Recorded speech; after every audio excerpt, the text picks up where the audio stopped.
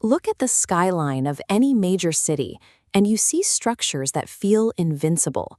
We build towering columns of steel and glass, weighing hundreds of thousands of tons, anchoring them deep into the bedrock. But that sense of permanence is an illusion. Right below the surface, shifting tectonic plates release bursts of kinetic energy equivalent to dozens of atomic bombs. Look at this historical photograph of a city entirely leveled by a seismic event. This shows what happens when we build perfectly rigid structures to fight that energy head-on. The building absorbs the full force of the shockwave, and it shatters. It snaps like dry glass. So how do our modern megastructures survive a planet trying to shake them to pieces?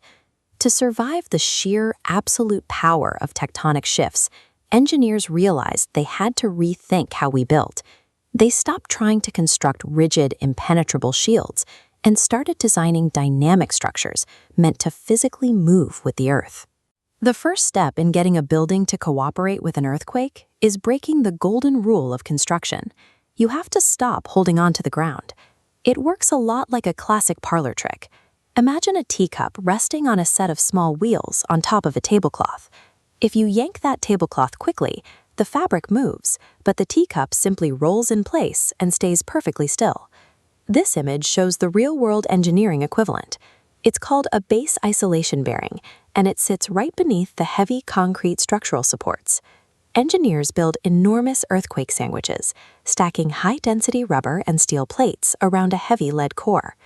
During a quake, as bedrock violently shifts sideways, these bottom layers stretch and shear to absorb the movement. The massive tower above floats, remaining perfectly vertical and untouched.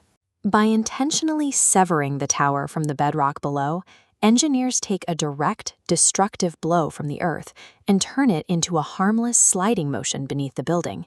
But detaching the foundation is only half the battle. When you look at this photograph staring straight up the facade of Taipei 101, you realize extreme vertical scale introduces an entirely different physical threat. At high altitudes, the physics change.